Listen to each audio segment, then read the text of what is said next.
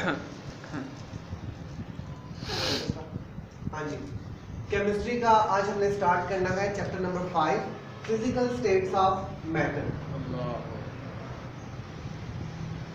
Physical state of matter. हमें पता है इस दुनिया में कोई भी चीज है वो मैटर की बनी हुई है और मैटर की 4 स्टेट है। Number 1 solid, number 2 liquid, number 3 gas and number 4 plasma state. ये 4 स्टेट्स हैं आपके मैटर्स की। आज हम लोग स्टार्ट करते हैं मैटर्स की स्टेट नंबर 1 जो कि है गैसियस स्टेट। कि गैसियस स्टेट के अंदर हमारे जो मैटर होते हैं उनमें क्या क्या टिपिकल प्रॉपर्टीज पाई जाती हैं। मसलन diffusion,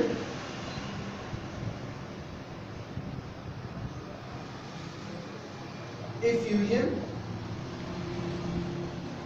pressure, atmospheric pressure,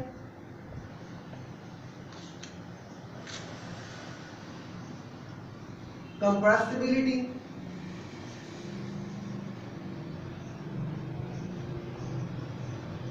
mobility and density. ये सब प्रॉपर्टीज हैं गैसेस की।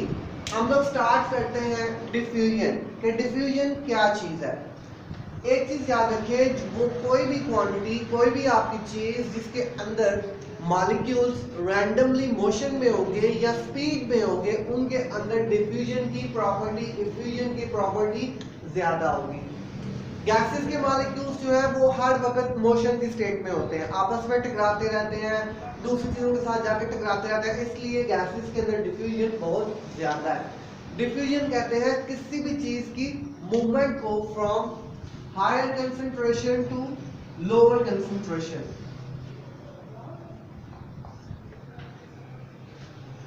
मतलब अगर कोई चीज है आपकी वो मूव कर रही है एक भारी जगह से हल्की जगह की तरफ या पतली जगह की तरफ, तो उसे हम लोग बोलेंगे डिफ्यूजन। अब जो आपके लाइटर गैसेस हैं वो ज्यादा जल्दी डिफ्यूज करती हैं as compare to higher gases. For example hydrogen आपकी लाइटर गैस है तो हाइड्रोजन डिफ्यूज करती है faster as compare to oxygen. Oxygen की डिफ्यूजन थोड़ी सी स्लो है। नेक्स्ट हम लोग बात करते हैं इफ्यूजन। इफ्यूजन कहते हैं किसी भी चीज का टाइनी पोर से गुजरना, वो भी तेजी के साथ, प्रेशर के साथ। फॉर एग्जांपल अगर बाइक का टायर पंचर हो जाए, उसके अंदर से जो हवा निकलती है, जो लीक होता है, वो बहुत फास्टली मूव करता है, आपकी हवा उधर से बहुत तेजी से बाहर निकलती है। इस चीज को हम लोग बोलेंगे इफ्यूजन। नेक्स्ट है हमारा प्रेशर। प्रेशर कहते हैं एक स्पेसिफिक एरिया के ऊपर लगने वाली फोर्स,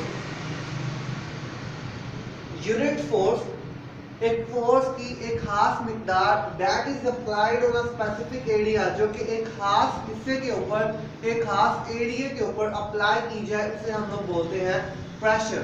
प्रेशर की यूनिट है पास्कल।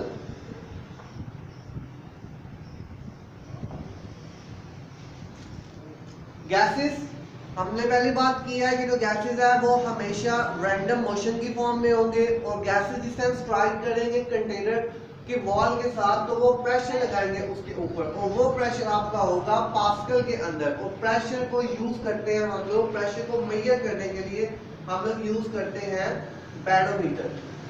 बैरोमीटर आपकी वो डिवाइस है जो कि आपके प्रेशर का, आपके एल्टीट्यूड को बताती है कि स्पेसिफिक एरिया के अंदर हवा का प्रेशर कितना है, किसी भी चीज का प्रेशर क्या है।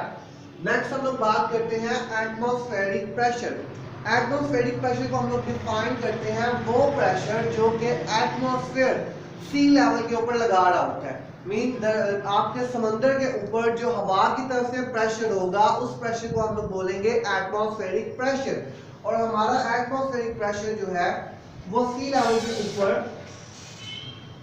760 mm की हाइट रिलाई करता है।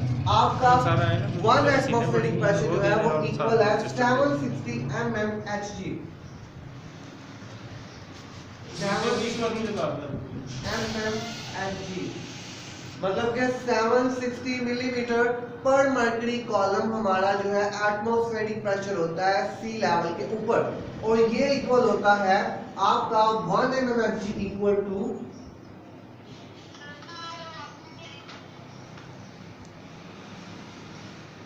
1 टॉर। टॉर आपके प्रेशर की यूनिट है, तो आपका 1 एटमॉस्फेरिक प्रेशर जो है वो इक्वल होगा 760 टॉर के।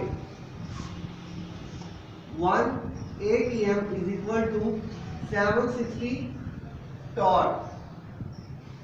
अगर हमने इसे पास्कल में लेके आना है तो ये इक्वल होगा आपके 101325 पास्कल।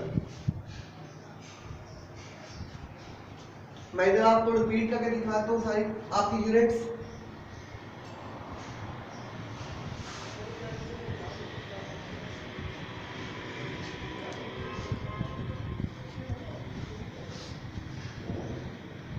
हमारा 1 एटमॉस्फेरिक प्रेशर इक्वल है 760 mmHg।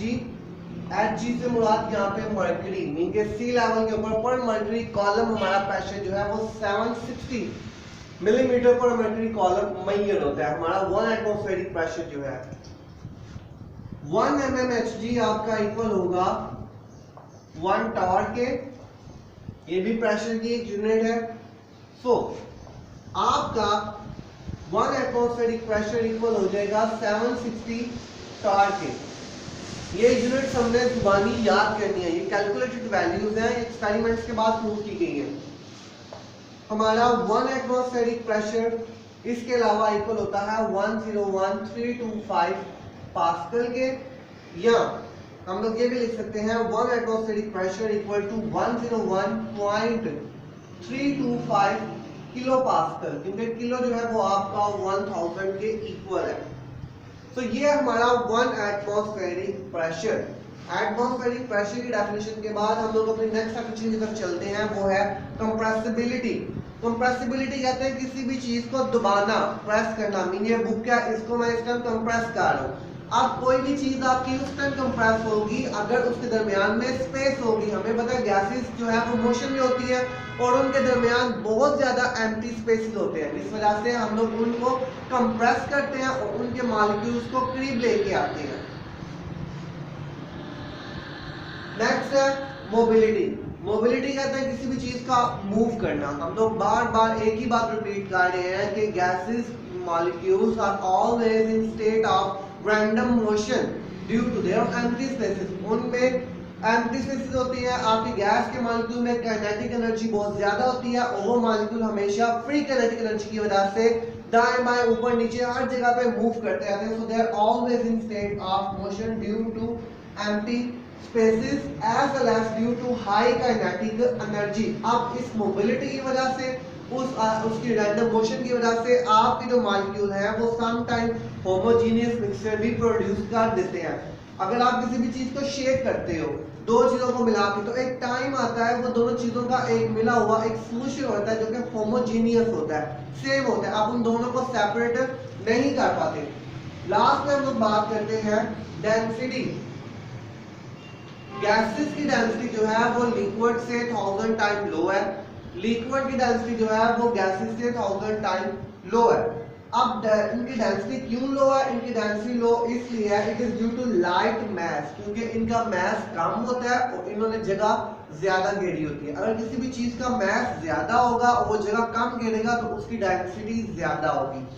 डेंसिटी हमारी इक्वल होती है mess per unit volume. Volume कम होनी चाहिए, मैस ज्यादा होना चाहिए, लेकिन चूंकि हमारी गैसेस का मैस जो है वो कम होता है, वॉल्यूम ज्यादा होता है, जिस वजह से आपकी गैसेस की डेंसिटी कम होती है। और गैसेस की डेंसिटी 1000 टाइम कम होती है then liquid, and 1000 time of density of liquid are less than of solids. अगर हम लोग इनकी वॉल्यूम को कम करें तो ही इनकी डेंसिटी को इंक्रीज किया जा सकता है। That's all.